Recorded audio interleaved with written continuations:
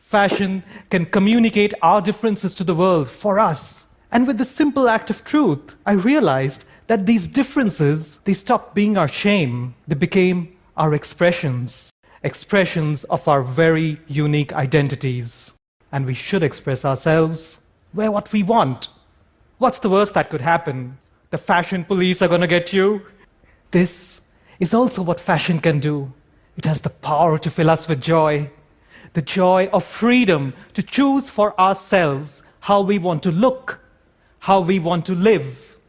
And fashion, it can create a visual disruption for us, on us literally. Lessons of defiance have been taught by fashion's great revolutionaries. Jean-Paul Gaultier taught us that women can be kings. Tom Brown, he taught us that men can wear heels. Fashion can let us literally wear our courage on our sleeves. So wear it. We all want to be happy, right? Isn't that what everything comes down to, really? What if we could get happier by paying closer attention to our environment? What if adjusting our surroundings could help us achieve our goals? Our spaces are unique expressions of our inner selves and can function as support for our aspirations, our dreams. We all have our own view of the world, what makes us happy, what we love. All our attitudes and preferences shape who we are. Our home is our personal oasis that can inspire us to be our best or limit us and hold us back. It's the front line for dealing with our joys and dealing with our pain. No matter the size or shape of your home, it can be a supportive and authentic reflection of you. If we pay attention to our surroundings and choose items, situations, relationships, and commitments that we love, we live with greater peace, happiness, and wholeness. It's scary to be honest for a moment and admit that I'm pretty clueless on what the future holds. There's nothing I can do to control what's going to happen. I can't control what people are going to say or how long I'm going to be around. Feeling lost or confused on what's to come or where to go is something that just hits me in waves, almost randomly, and it can feel overwhelming. Sometimes it's unclear what the right thing is to do, if there is a right thing.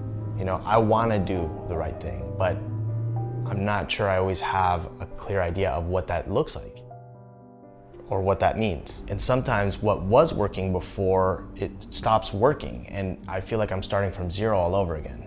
Maybe that's what it means to grow up. You know, to admit that you were clueless about some things, about most things, the whole time. We are complex, and I'm not sure even a full lifetime is enough time to figure everything out about ourselves.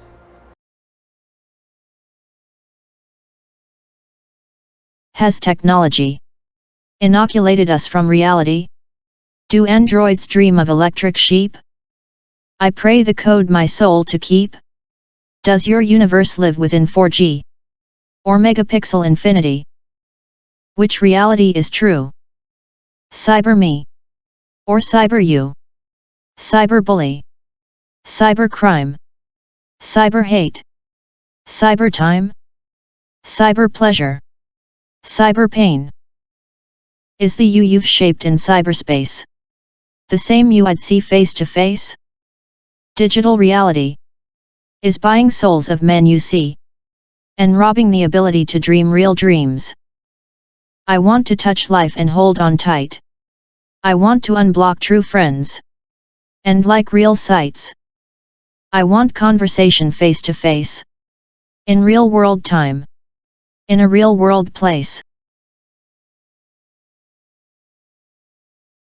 They're constantly monitored by facial recognition cameras that are able to instantly put a face to a name. Now the Chinese are also ranked, given a mark out of a possible 950 points.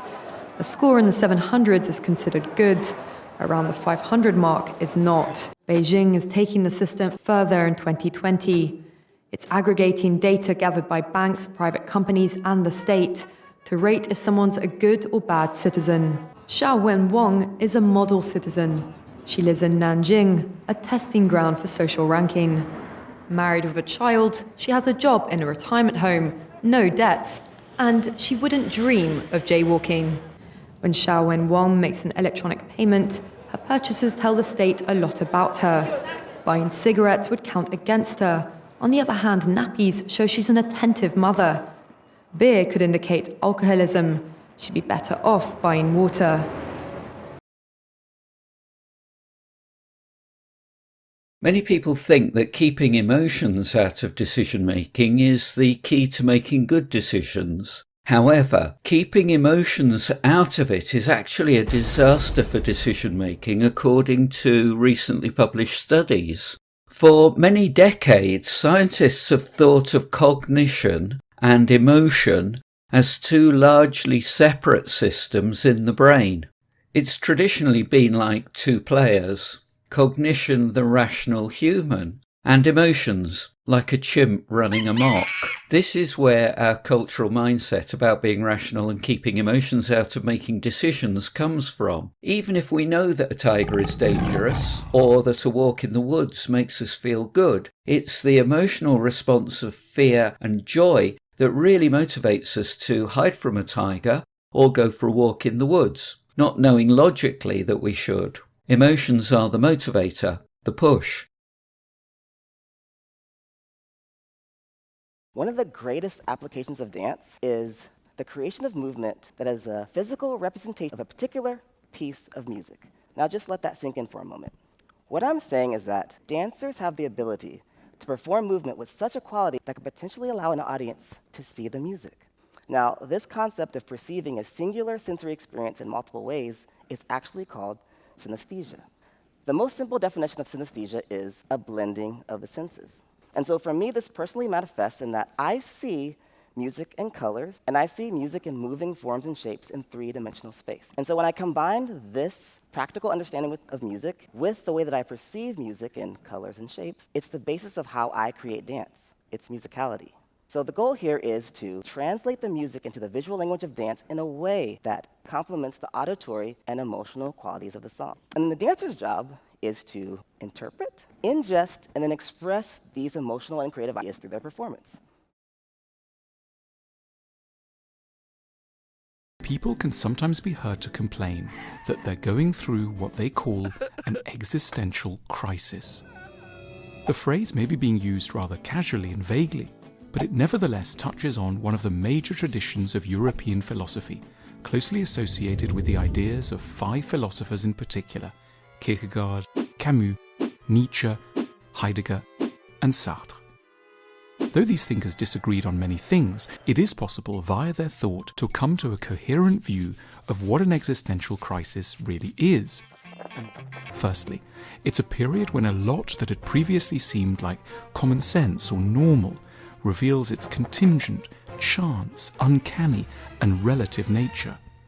For example, we might start to wonder why we live in this part of the world rather than any other. Why are we doing this job and not something else? Why are we with this partner and are following this set of social norms?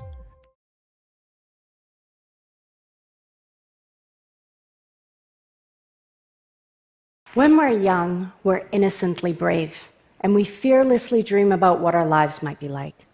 Maybe you wanted to be an astronaut or a rocket scientist. Maybe you dreamed of traveling to every continent. Since I was very young, I dreamed of working for the United Nations in some of the most difficult countries in the world. And thanks to a lot of courage, that dream came true. But here's the thing about courage. It doesn't just appear whenever we need it. It's the result of tough reflection and real work involving the balance between fear and bravery. Without fear, we'll do foolish things. And without courage, we'll never step into the unknown. The balance of the two is where the magic lies, and it's a balance we all deal with every day. So live big, and try to let your courage outweigh your fear. You never know where it might take you.